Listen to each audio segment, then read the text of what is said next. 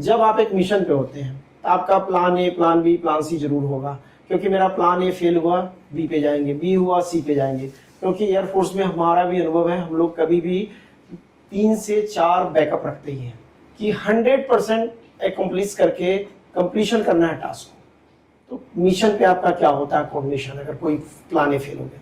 जी, हमेशा प्लानिंग तो होती है और कंटिन्यूसी हमेशा रहती है। अगर फर्स्ट ऑप्शन फेल हो गया तो सेकंड ऑप्शन क्या होगा, इस तरह से अगर कोई टीम जो हमने डेडिकेट की है इस किसी टास्क के मिशन को खत्म करने के लिए, तो उसकी स्टैंड बाय टीम भी रहेगी। तो हमेशा ये प्लानिंग तो होती है हर लेवल पे, बैकअप हमेशा रहता है, रिजर्व्स हमेशा रहते हैं। बट मैंने जैसे बोला कि जो मिशन दिया गया उसको अकम्प्लिश करना ही मेन प्रायोरिटी है, उसके अलावा किसी भी तरह हर हाल में। Major Gaurav, as a young commander कोई ऐसा टास्क मिला हो जिसको करके आपको बहुत मजा आया? हाँ, डेफिनेटली। मेरा जो रजौरी का टाइम था 2015 से 18 के बीच, उसके बाद मेरी पोस्टिंग आई थी पंजाब के फजिल्का में। अगर आपके दर्शकों को नहीं पता हो, फजिल्का जो हमारे आज के टाइम में प्रेजेंट टेस्ट टीम के कैप्टन है शुभमन गिल, उनका घर वहाँ पे है। उनका घर वहाँ है। हाँ, और जो फजिल्का डिस्ट्रिक्ट है वो पंजाब में सबसे ज़्यादा डॉक्टर उसी एरिया से निकलते हैं। I don't know the reason, but basically वहाँ पे और मेडिकल फैसिलिटी काफ़ी कॉस्ट इफेक्टिव है।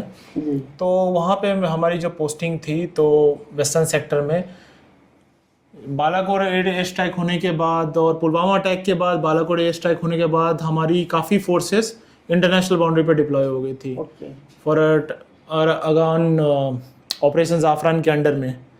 तो ऐसा था वहाँ पे, तो मेरे को टास्क दिया गया कि मेरे को पूरे अपने अंदर में अराउंड 250 से लेके 300 ट्रूप्स को लेके वहाँ पे पूरे एरिया में डिप्लॉय होना था, जहाँ पे अंडरग्राउंड बंकर्स है और पूरे साजो सामान के साथ। रीज़न क्या था डिप्लॉयमेंट का? यही, जब वहाँ पे क्यों था डिप्लॉयमेंट का रीज़न, क्योंकि प्रीवियसली वहाँ पे 1965-71 वॉर में वो एरिया इतना सेंसिटिव है कि हर बार पाकिस्तान ने उस एरिया को कैप्चर किया है। फजिल्का नाम का एक छोटा शहर है वहाँ पे, बेसिकली फजिल्का डिस्ट्रिक्ट है, उसके अंदर ये फजिल्का नाम का छोटा शहर है, तो उसे हमेशा कैप्चर कर लेती है।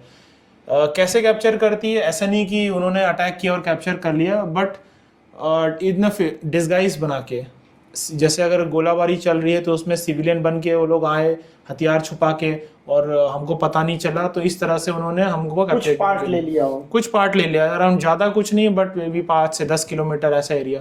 बट तुरंत हमने रिटेलिएटरी एक्शन देके उस जगह को कैप्चर भी किया है। In both the Wars? Both Wars, Okay, 65 में भी 71 में भी। तो इसीलिए वो जगह इतना सेंसिटिव है, इसलिए हमेशा ऑपरेशन ज़ाफ़रान जब हो रहा था उस टाइम में, आफ्टर पुलवामा अटैक और बालाकोट एयर स्ट्राइक के बाद में हम वहाँ पे डिप्लॉय हो गए थे और पूरे साजो सामान के साथ। मतलब ऐसा था कि इस बार मौका मिला तो पूरी तरह से बर्बाद कर देंगे। साजो सामान में क्या आता है? हमारे पास छोटे वेपन से लेके बड़े वेपन, जिसमें हाई कैलिबर वेपन्स होते हैं और मिसाइल्स होती है, रॉकेट होती है, बॉम्ब होते हैं।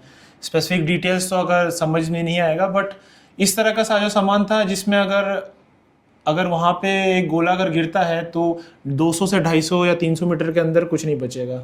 मेजर गौरव, इतना गोला बारूद क्या वापस लेके आ गए या ठोका भी आपने?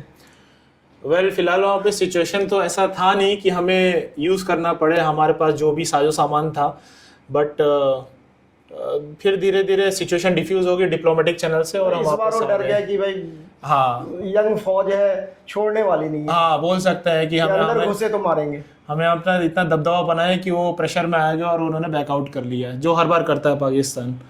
बट इस बार मेरे को जो मिशन मिला था कि मेरे अंदर 250 से 300 ट्रूप्स हैं और इतना गोला बारूद लेके हम लोग वहाँ पे डिप्लॉयड थे, वो मेरे लिए बहुत ही चैलेंजिंग था। नॉट फॉर मैं अकेला था, मेरे आगे सीनियर ऑफिसर भी थे और सीनियर कमांडर्स भी थे। उन्होंने क्या हमारे पूरे जो प्रिपरेशन है उसको देखा और काफ़ी मैं सेटिस्फाइड था अपनी तरफ से जो मेरा टास्क दिया गया और मैं लीड कर पाया उस मिशन को। तो Pakistan could not repeat? Definitely Pakistan could not repeat what it earlier. वो हिम्मत ही नहीं कर पाया। बिल्कुल, 65 और 70 जैसे मैंने पहले भी बताया, वो धोखे से अंदर आए और एरिया कैप्चर किया, और इस बार हम पूरी तरह तैयार थे तो किसी तरह का वो इम्पैक्ट ही नहीं कर पाए। आपने बदला नहीं लिया कि तुम्हारा भी करेंगे, इस बार बैठे हैं? हम तो पूरी तरह तैयार थे, बट ऊपर से ऑर्डर्स नहीं आए। तो बेसिकली आपने हिस्ट्री रिपीट नहीं होने दी। हाँ, definitely. And Pakistan had to back off rather than doing any misadventure. हाँ, definitely. That's a great accomplishment you must have achieved so early in your career. हम उस सेक्टर में तो बदला नहीं ले पाए, लेकिन जहाँ से मैं आया था जम्मू सेक्टर में, वहाँ पे हमने उसी तरह का बदला लिया, उनके ऊपर उनको पूरी अच्छी तरह ठोक से हमला पिटाई किया। की। बिल्कुल बिल्कुल अच्छी तरह से।